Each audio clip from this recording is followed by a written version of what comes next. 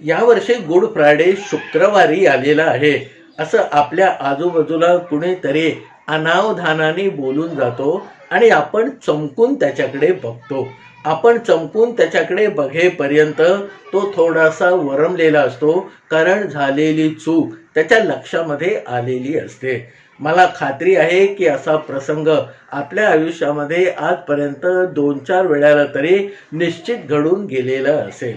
आता good Friday हा कुठचा शुक्रवार धरला जातो हे शोधून काढायचं झालं किंवा आपण वरवर धांडोळा जरी घेतला तरी एक गोष्ट आपल्या लक्षामध्ये येते की सर्वसाधारणपणे 22 मार्चपासून 15-17 एप्रिलपर्यंत कधी ना कधी हा गुड फ्रायडे येतो. त्या दिवशी तारीख कुठचीही असू शकते, पण निश्चितपणे कुठचा ना कुठचा शुक्रवार हा गुड फ्रायडे म्हणून धरला जातो. आणि इथे आपण थोडंसं बुचकळ्यात पडतो, कारण बाकीचे सगळे जे डे आहे ते एखाद्या महिन्यातला विशिष्ट क्रमांकाने येणारा दिवस म्हणून तो दिवस साजरा करण्याची पद्धत आहे. उदाहरण बघायचं झालं तर मदर्स डे हा मे महिन्यातला दुसरा रविवार असतो. फादर्स डे हा जून महिन्यातला तिसरा रविवार असतो. फ्रेंडशिप डे हा ऑगस्ट महिन्यातला पहिला रविवार असतो. आणि थँक्स गिव्हिंग डे हा अमेरिकेमध्ये जो मोठ्या प्रमाणावर साजरा केला जातो तो नोव्हेंबर महिन्यातला चौथा गुरुवार असतो.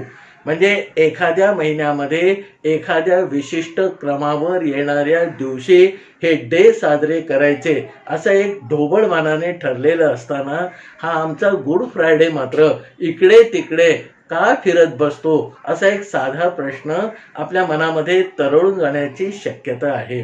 वास्तविक गुड फ्रायडे म्हणजे ज्या दिवशी रोमन लोकांनी येशू ख्रिस्ताला सुळावर चढवलं तो दिवस. त्या दिवशी शुक्रवार होता आणि म्हणून गुड फ्रायडेच्या दिवशी जगातले तमाम ख्रिस्ती बांधव चर्चमध्ये जाऊन प्रार्थना करतात, शोक व्यक्त करतात. आणि असा हा शोक व्यक्त करण्याचा दिवस गुड फ्रायडे म्हणून का ओळखला जातो असा एक प्रश्न कधीतरी आपल्या मनामध्ये उद्भवलेला असेल.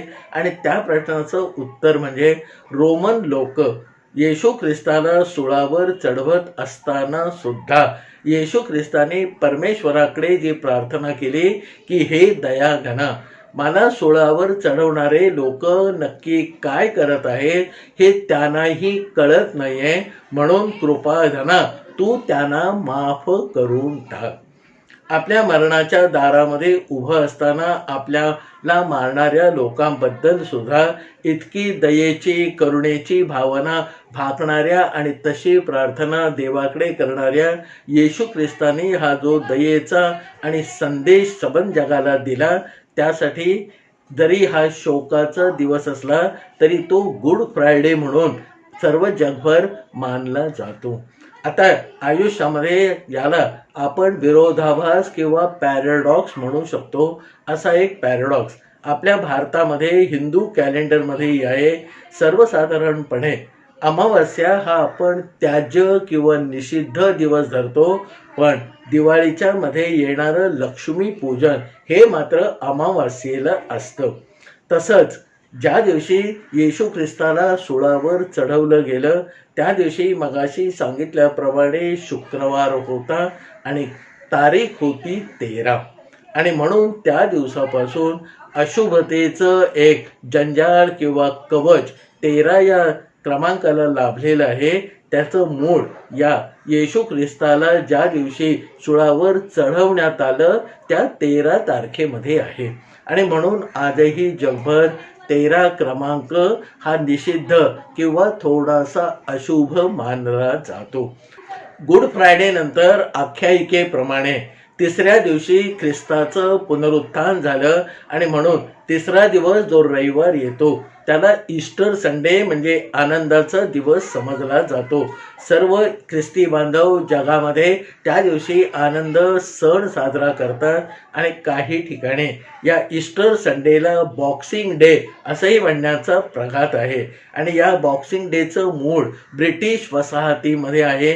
ब्रिटिशांनी संबंध जगभर ज्या आपल्या वसाहती निर्माण केल्या आणि त्या वसाहतींच्या संरक्षणासाठी जागोजागी सैन्य दलं ठेवण्याची सैन्याची छावणी म्हणजे कॅन्टॉनमेंट निर्माण केल्या.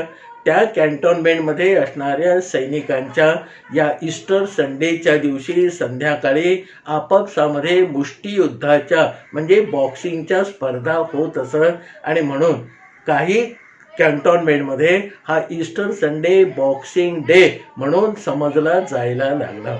आता काही लोक याबद्दल असंही मत मांडतात की ईस्टर म्हणजे आनंदाचा दिवस आणि त्या दिवशी जगातले पुष्कळसे ख्रिस्ती लोक दारू पिऊन तर्र होतात आणि मग एकमेकाशी छोट्या मोठ्या कारणावरून हमरातुमरी करतात, मारामाऱ्या करतात आणि म्हणून या ईस्टर संडेला बॉक्सिंग डे असं म्हणायला सुरुवात झालेली असावी.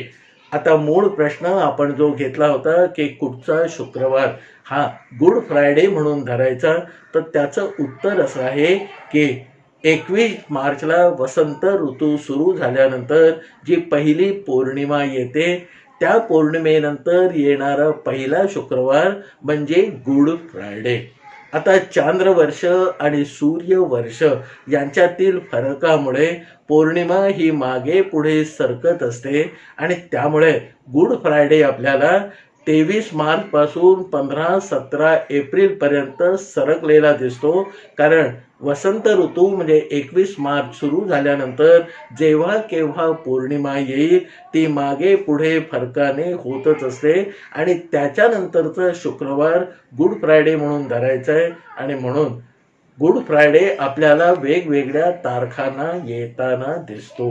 गुड फ्रायडे बद्दलची ही सगळी रंजक माहिती आपल्याला आवडली असेल अशी मला खात्री आहे. आपल्याला आवडलेला हा व्हिडिओ जरूर इतरांपर्यंत पाठवा. या व्हिडिओला लाईक करा आणि आत्तापर्यंत आपण जर माझ्या या चॅनलला जर सबस्क्राईब केलं नसेल तर तेही करून टाका. कारण असे माहितीप्रद ज्ञान आणि मनोरंजनाचे एकत्र असलेले अनेक व्हिडिओ या चॅनलवरून मी आपल्यासाठी नेहमी सादर करत असतो.